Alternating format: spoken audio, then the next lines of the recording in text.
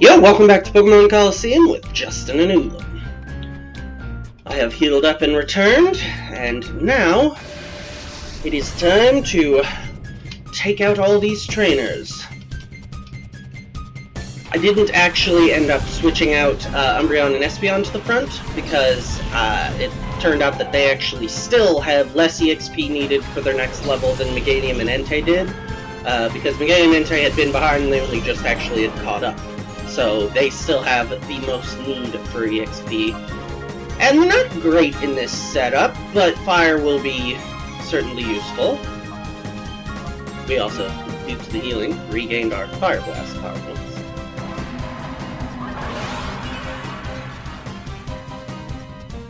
Meganium is indeed, once again, due to the level up faster than Entei. That should take the Larion, yep, with one hit. Next turn, the Metang.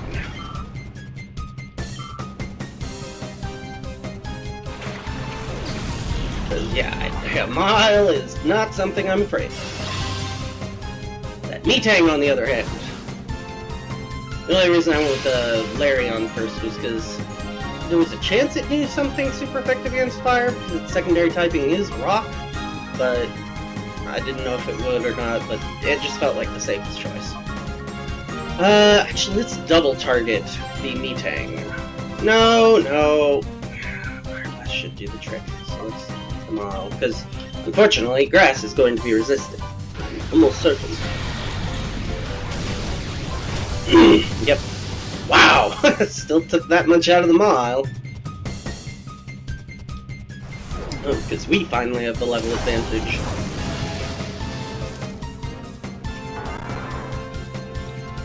Well, the crit was unnecessary, but still welcome. Hey, Iron Defense will do you no good. We are both using special attacks.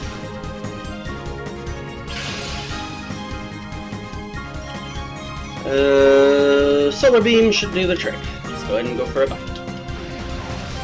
Because you're not going to get that turn. Alright, there's the receptionist down. One more person to beat here in the entry hallway.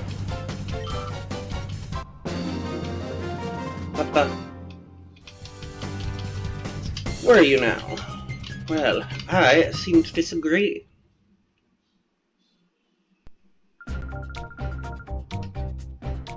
Right. Your fight out of the way now.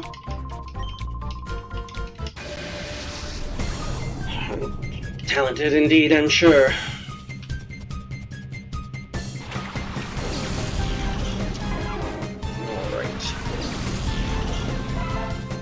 This is one of those scenarios where I really kind of wish that Entei could get the Sunny Day up ahead of Meganium, but oh well. We'll go for Razor Leaf since it'll only be super effective on the Seadra, but it's not like it'll be resisted by the Quillfish. It'll be neutral. And we'll get a Sunny Day up by Entei, who should still be faster than either of those two. Well, that was the one that wasn't really needed on anyhow, so nice hit. Alright, Seadra's just about down, and with Sunny Day up, their water moves will effectively not be super effective against Entei. Good thing, too! Clearly.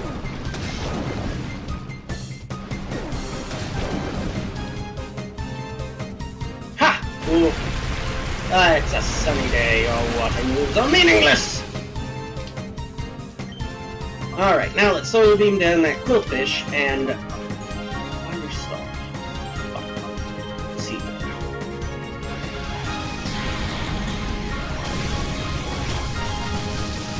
Yeah, neutral hit, still enough to knock you out. So I need to actually maybe swap that EXP share over to the Meganium. Entei's certainly blasting through this level.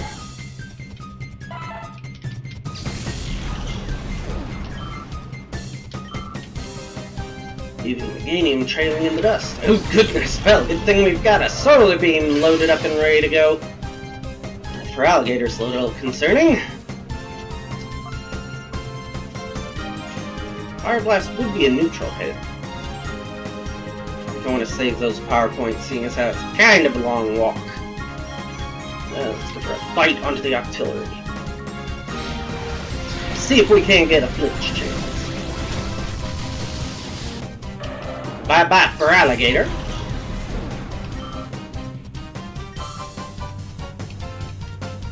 Yeah, after this fight I definitely will be, because Entei's probably going to beat 48 by the end of this fight. Oh, well, that's less than stellar. He's slow, so that means this turn we don't really get to do anything. And then on top of that, Sunny Day could run out on this turn, and then we would be too late to set it back up. Bonus! Well...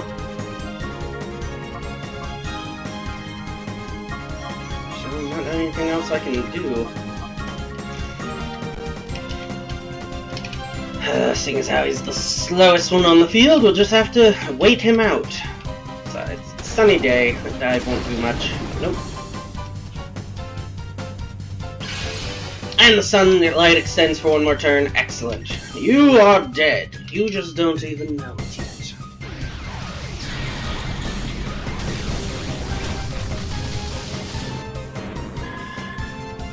Pretty trippy eyes he's got there. Alright, and that... oh, come on! Well, we'll still be swapping the XP share between them. Because clearly, with that little needed, Entei will go up a level without it. Whereas, clearly, Meganium needs its help a little bit. Whoop, that's the PDA. One, there we go. Alright, right quick. Item deposit. Item give. Yes, switch them. Alright, there we go. Alright, there was 2 more people in that room, but only 1 more in this room, so let's go clear this one out first. Sure. Yeah, I figured you were a Pokemon battler. At this point. Everybody else has been one. Alright, interesting. This is not the greatest matchup for these two.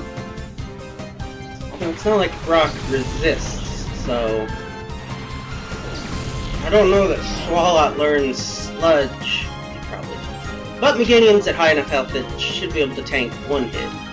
So we'll have Entei probably take out the Cradilly with 1 hit, I think, with a Sunny Day boosted Fire Blast.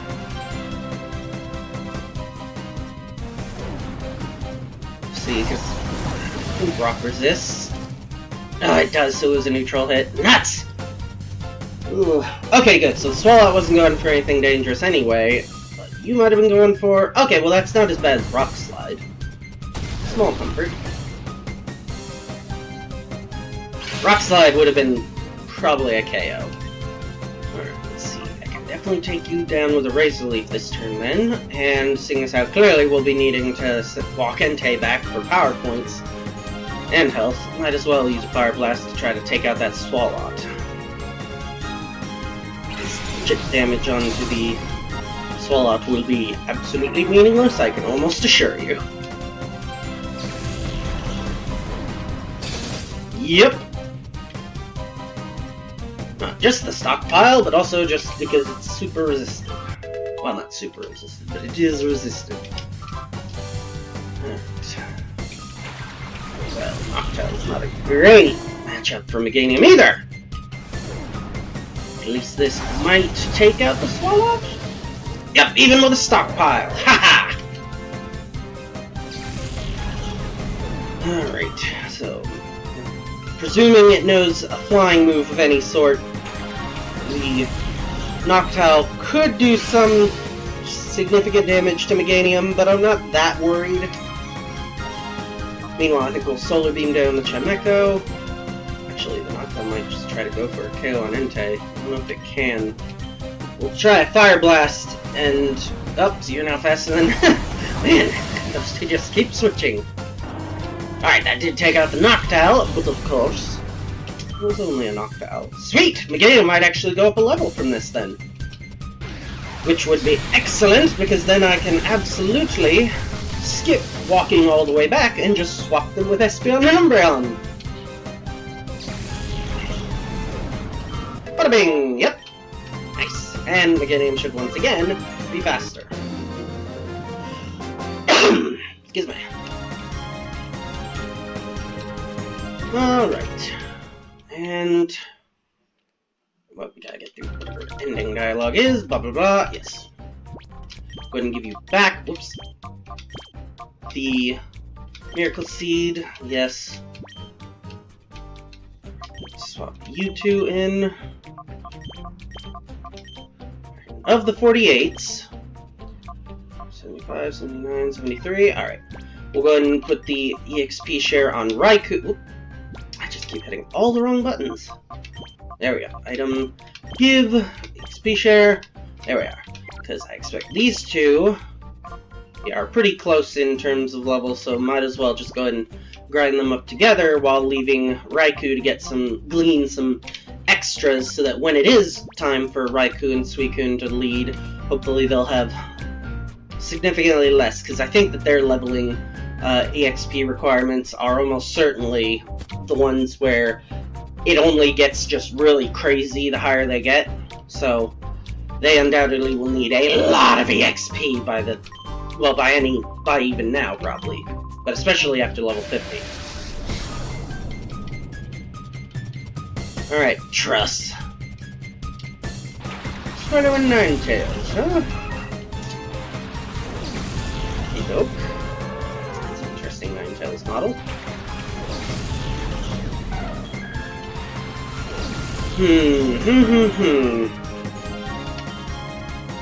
Let's see. Espeon could be, yeah, no, at this many levels above, I should be faster than the Swellow, which means the Psychic should knock it out, and I don't think I fear the Ninetales, like, at all, to be honest. So, I could go for a Toxic if I want to play the long game with it, or a Screech if I want to try to knock it out with 2 more Secret Powers, so we'll do a Screech. Alright, I was faster, and I expect this should be able to knock out a Swellow. Yes! Certainly at 7 levels above. It's nice to finally have the advantage level-wise. Alright. Screech will bring your Oh, wait, no. He's dead to Psychic immediately, so no worries about the Machop at all. Ninetales will now be extra vulnerable to Secret Power. And what was it used? Well, I mean, both of our special defenses are pretty high, so that, yeah, none of those. Plus our levels are high enough. Oh, that only hits 1! I was confused! Oh well, and now it's even less of a threat, because it's taken down its own special defense, or attack. So it won't even do very much with the next one either. So instead of another Screech, let's just go ahead and go for a Secret Power this time. Hey, you! Fine.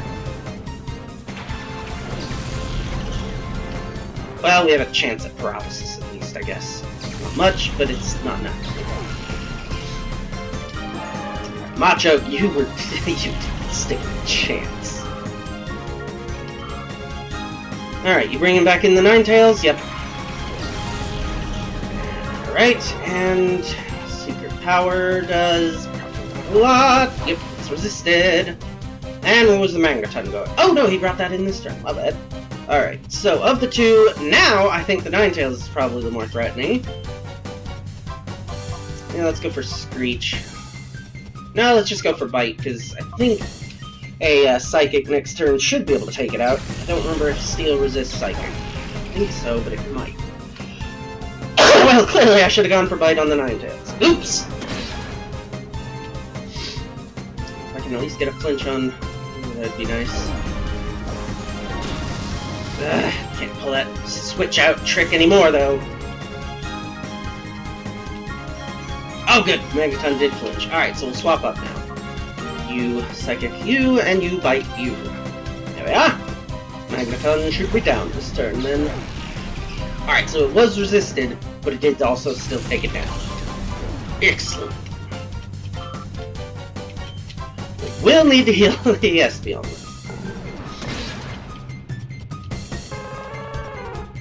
Bye-bye.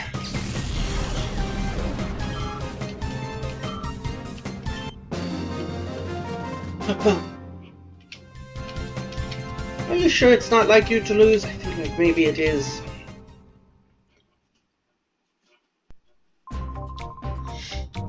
Alright, let's go ahead and use a energy root on Espeon. If I had a lesser healing item, I should have used it then, but oh well.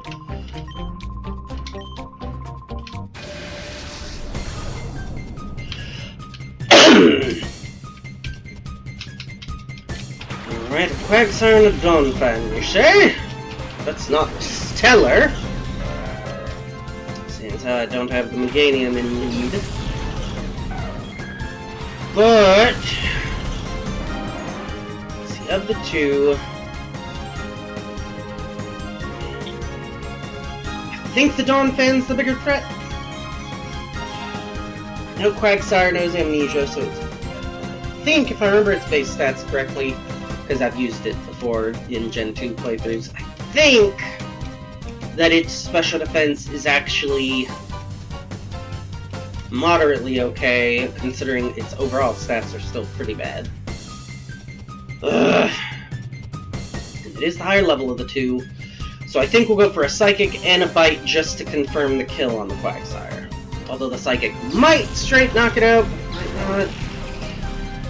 Alright, it did. So, we'll still end up doing Bite on whatever the other Pokemon he switches in for, which unfortunately means it can't possibly get a flinch, because it's a Pokemon that could move this turn anyway. But hopefully the Donphan wasn't using anything too dangerous. That was not a bad amount of damage on the Sand Slash either. Alright, Rock Tomb's not too bad. Slow is unfortunate, but honestly, even with that slow, Espeon should still be faster than the Donphan. So we'll Psychic the Donphan, and seeing as how Bite clearly is a 2-hit on the Sand Slash, this should be goodbye. Yep. Even with a crit. Nice. Nice last turn, but whatever. Come on, Psychic should do the trick. Yes! Alright. Looks like with our time, we should have just enough time to run out there and presumably have to battle the guy standing in front of the elevator. Which will have actually cleared out this entire floor! Alright. However, depending on how many Pokemon he has, I don't know if Espeon and Umbreon will actually have gotten the level up they need. Oh! Hey, Silva. This is the ultimate Shadow Pokemon. Alright. Weird of you to do that. Actually, in that case, I guess I will run back and... So, now I'm faced with a bit of a conundrum. If there's only the boss up there, I do actually want to probably run back. Well, no, actually, I mean, the PC will be here, so the question is... No, it's not really a question, now that I think about it. Yeah, it's pretty cut and dried. I should probably go ahead and swap Raikou for Ampharos right now, so that I can... Because, I mean, this is really the only other Shadow that I'm going to be that interested in catching. So, I think we will swap those two.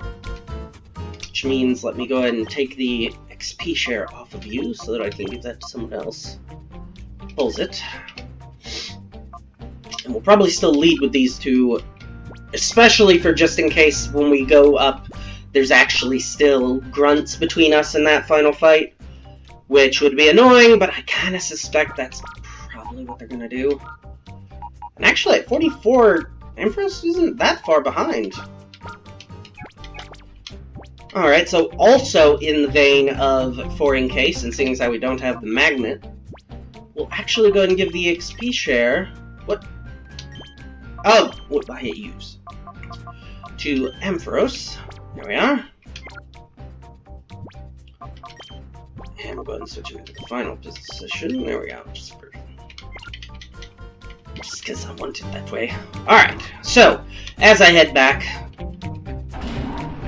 I think that will be the plan then for next episode, we will head up that elevator, and if there are any further grunts, we'll take them on with Umbreon and Espeon, and then possibly have to make one more trip back to the healing area, if that happens, right before our not quite final fight, because I'm pretty sure there's still one or two more fights after you catch that ultimate shadow Pokemon. So here we go. Finally having reached over here, I will go ahead and leave that there. Thanks for watching, and we will catch you next time. Yo, thanks for watching. If you enjoyed the video, like and leave a comment. Subscribe and hit the bell icon if you want YouTube to let you know when more uploads arrive. I've put links in the description for if you want to follow the channel's Twitter or Facebook, as well as a link to the channel's Patreon if you'd like to support the channel. Once again, thanks for watching, and I'll catch you next time.